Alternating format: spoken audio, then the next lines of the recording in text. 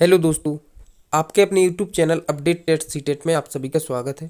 दोस्तों, आज की क्लास में हम देखने वाले हैं डीएलएड थर्ड सेमेस्टर शैक्षिक मूल्यांकन का फर्स्ट चैप्टर। यानी दोस्तों, जो आपका सब्जेक्ट है उसी का फर्स्ट चैप्टर आपके जो है स्टार्ट करने वाले हैं। देखिए, आपके इस पूरे सब्जेक्ट में मापन एवं मूल्यांकन दोनों ही जो टॉपिक हैं इन पे जोर दिया गया है। तो सबसे पहले दोस्तों हमको मापन एवं मूल्यांकन समझना है। मापन क्या कहलाता है और मूल्यांकन क्या कहलाता है, इसको बेहतरीन तरीके से समझेंगे। उसके बाद दोस्तों, जब इनको इनको हम कंपेयर करेंगे, इनकी तुलना करेंगे या इनमें अंतर देखेंगे, तो दोस्तों हमको मापन एवं मूल्यांकन दोनों ही अच्छे से समझ में आ जाएंगे। तो दोस्तों, जैसे कि हम लोग इसको पढ़ रहे हैं, इसी की तरह हमने समावेशी शिक्षा भी जो है, जो क्लासेस हैं टॉपिक वाइज, उसको प्लेलिस्ट में डाल दिया है, तो वहाँ जाकर आप देख सकेंगे। उसके साथ दोस्तों आपका सामाजिक विज्ञान भी साथ साथ चल रहा है। दोस्तों, आज से जो है स्टार्ट कर रहे हैं हम शैक्षिक मूल्यांकन, तो यह आपका जो है फर्स्ट क्लास होगा।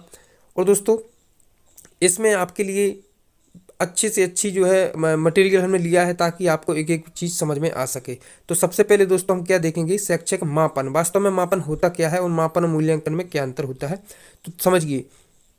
सबसे पहले दोस्तों हम देखने वाले हैं, देखिए मापन और शैक्षिक मापन क्या कहलाता है।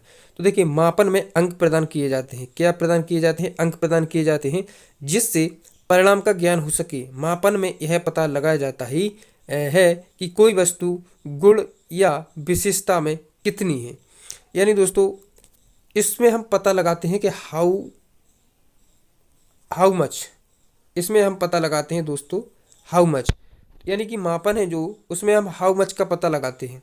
और दोस्तों, अगर बात की जाए मूल्यांकन की, तो उसमें दोस्तों हम किसका पता लगाते हैं? हाउ गुड, कितनी अच्छी है। इन्हीं पे जो है हम बात करने वाले हैं। चलिए समझते हैं। देखिए, आपके लिए उदाहरण है कि मापन क्या कहलाता है। जैसे राम का वजन 35 किलो है, यह क्या है? इसी को जो है हम मापन कहेंगे। अब देखिए, निहाल की बुद्धि लब्धि 140 है, यह मापन है। सीता के गणित में 90% अंक प्रदान अंक हैं। यानी दोस्तों, देखिए, सीता के 90% अंक हैं। इसी को इस प्रकार से हम कह देते कि सीता क्लास में फर्स्ट आई है, तो दोस्तों वह आपका मूल्यांकन हो जाता। परंतु दोस्तों, इसके देखिए आपको जो कि संख्या में प्रदर्शित किया जाए, गणितीय संख्याओं में प्रदर्शित किया जाए, उसको हम मापन कहेंगे। और दोस्तों, इस प्रकार से हम आगे देखेंगे, आपको और अच्छे समझ में आ जाएगा। तो दोस्तों, आप समझ गए होंगे कि वास्तव में मापन होता क्या है, जिसमें हम अंक प्रदान करते हैं। मान लीजिए आपका 50 का पूर्णांक है, आपको 40 नंबर या 45 नंबर मिलते हैं, तो दोस्तों वही हम कहेंगे कि हमको जो है 50 में से 45 नंबर मिले हैं, वही आपका मापन हो जाएगा। यानी दोस्तों, यदि आप यह कह देते कि मुझे 50 में से 45 मिली, परंतु मैं क्लास में फर्स्ट या सेकंड या थर्ड आया हूँ, तो दोस्तों उसमें आपका हाउ गुड हो जाता, यानी दोस्तों मूल्यांकन हो जाता। तो फिर देखिए, हम देखते हैं मापन की विशेषताएं क्या हैं। अगर बात की जाए मापन की विशेषताओं की, तो देखिए स्टीवेंस के अनुसार है कि किन्हीं निश्चित स्वीकृत नियमों के अनुसार पदार्थों को अंक प्रदान या संख्या प्रदान करना ही मापन कहलाता है। तो दोस्तों, आप समझ गए होंगे कि वास्तव में मापन क्या होता है। फिर देखिए, रॉस के अनुसार है कि मापन एक परिमाणीकरण की प्रक्रिया है। अगला है जेपी गिलफोर्ड के अनुसार कि निश्चित नियमों के अनुसार वस्तुओं या घटनाओं को अंक प्रदान करना ही मापन कहलाता है। इसी के आगे देखेंगे मापन के अंग कौन कौन से हैं।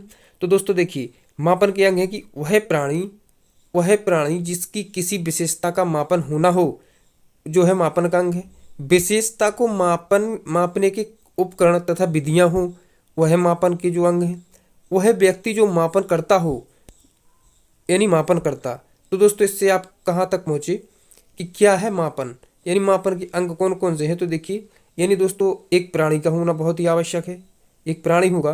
दूसरा दोस्तों आपका जो है मेथड्स यानी विधि होगी। और दोस्तों एक आपका जो है आपको मापन करता होगा, यानी दोस्तों एक इंसान होगा। इंसान किसी भी विधि द्वारा आप उसका मापन करेंगे, यही जो अंग होते हैं, यानी प्राणी होगा। और उपकरण होगा, यानी कि विधियां होगी, तथा जो व्यक्ति मापन करता है, यानी मापन करता होगा। तो दोस्तों मुख्य 3 अंग माने गए हैं।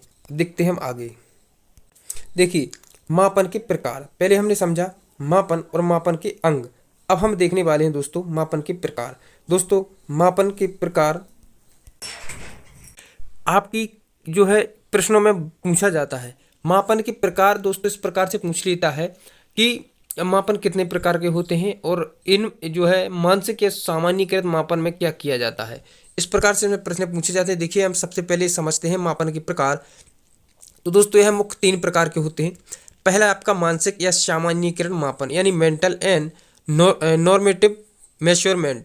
तो देखिए दोस्तों क्या होता है मानसिक या सामान्यीकृत मापन, तो समझिए मानसिक या सामान्यीकृत मापन से तात्पर्य उस मापन से होता है जिसके द्वारा व्यक्ति के मानसिक गुणों, देखिए इसमें ध्यान दीजिए, मानसिक गुणों एवं आदतों तथा मनोवृत्तियों का मापन किया जाता है। सामान्यतः शिक्षा व मनोविज्ञान के क्षेत्र में प्रयोग किए जाने वाले परीक्षणों में इनका प्रयोग हम करते हैं।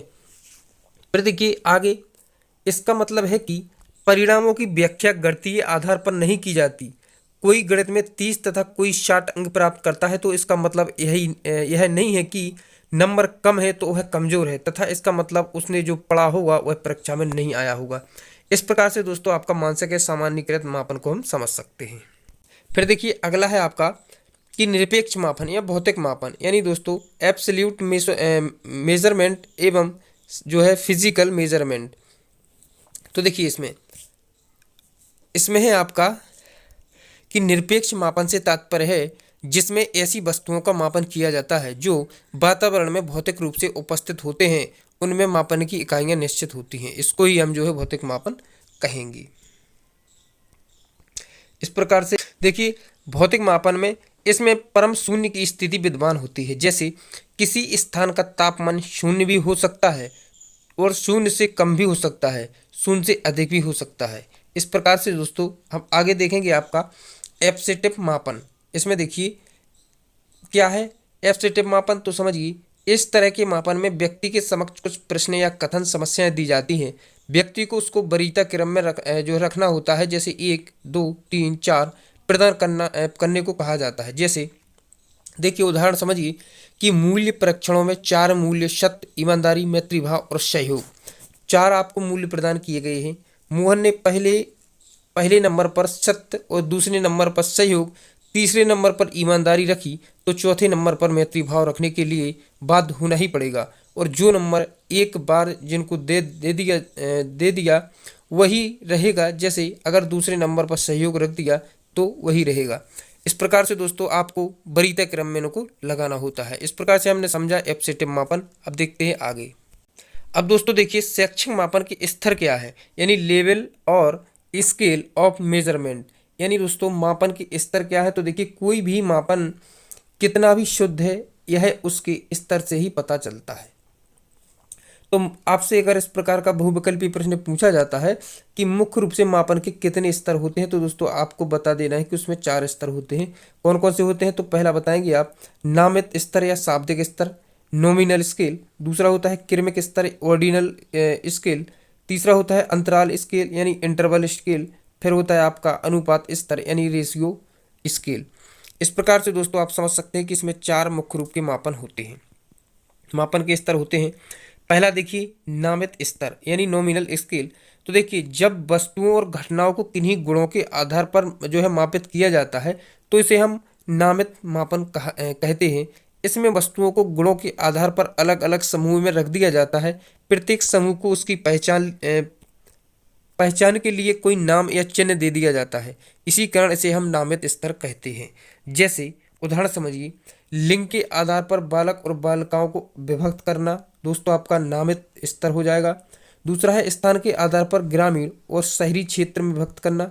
फिर है आपका शिक्षा के आधार पर मेडिकल और इंजीनियरिंग के छात्रों को विभक्त करना।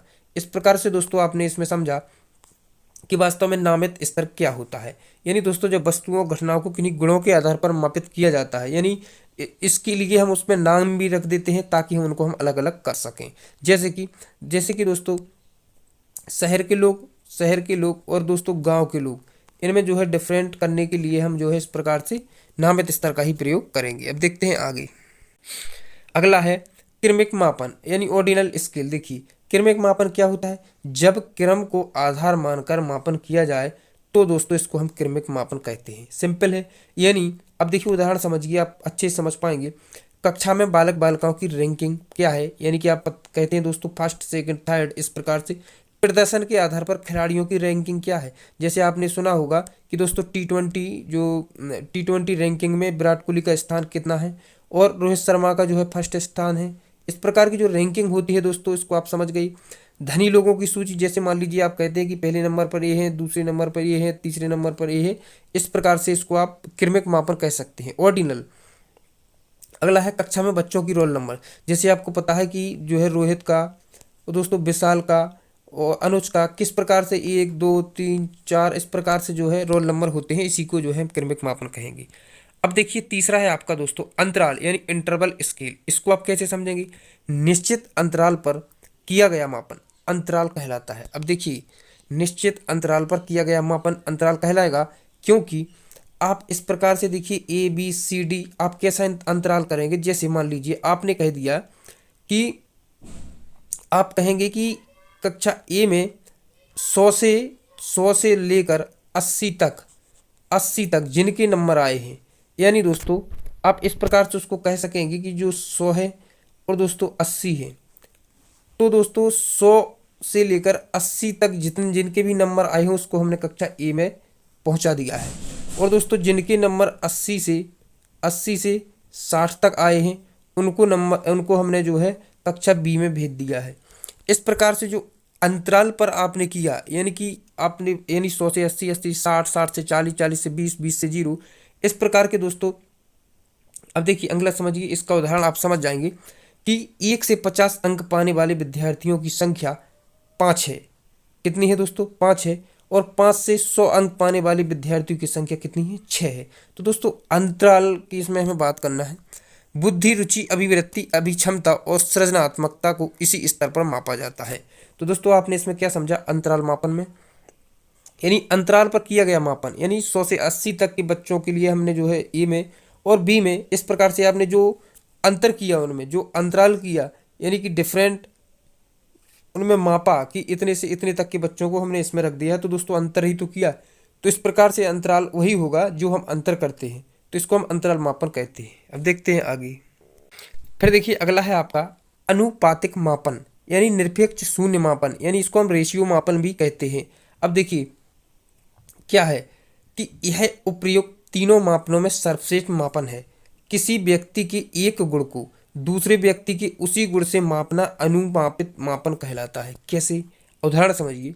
मोहन के पास 5 हिंदी किताबें हैं और दोस्तों सोहन के पास 3 हिंदी किताबें हैं। इसी प्रकार से भारत ने पाकिस्तान को 5-0 से हराया।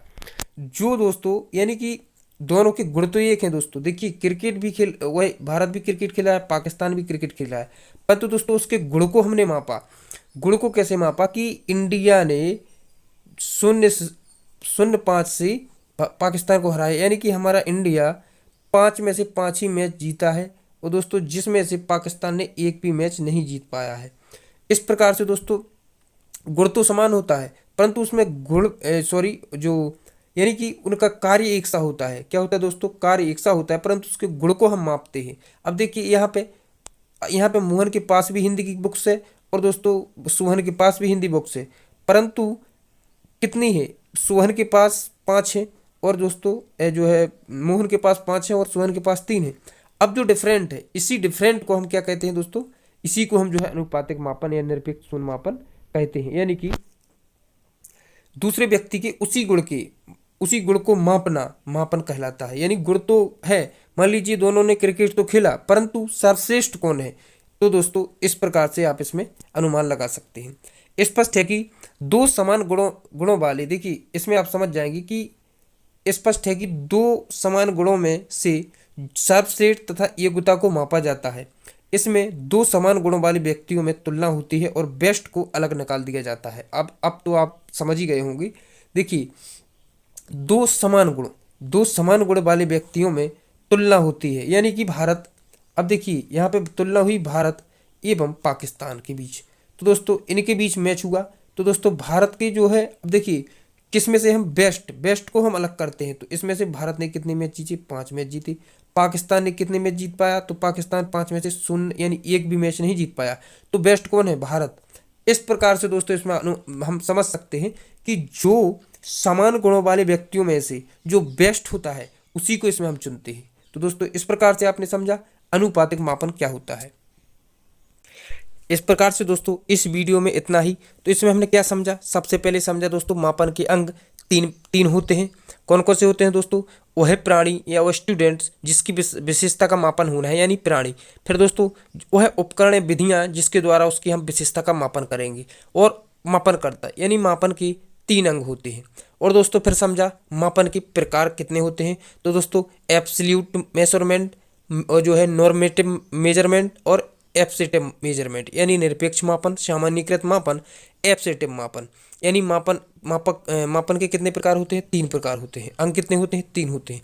अब फिर समझा हमने शैक्षिक मापन के स्तर कितने होते हैं। तो दोस्तों स्तर तीन होते हैं, शाब्दिक तथा नामिक स्तर, क्रमिक स्तर और अंतराल स्तर या अनुपातिक स्तर। इस प्रकार से दोस्तों हमने समझा, हमने इसमें जो आपका मापन है, मापन के टॉपिक को अच्छी तरह से हमने समझ लिया है। अगली वीडियो में जो कि आप देख रहे होंगे यहाँ पे दोस्तों, मूल्यांकन को हम समझने वाले हैं। अगली वीडियो में इसी प्रकार से जो है एवेल्युएशन को भी समझेंगे, क्या होता है वास्तव में एवेल्युएशन यानी कि मूल्यांकन क्या होता है उसको समझेंगे।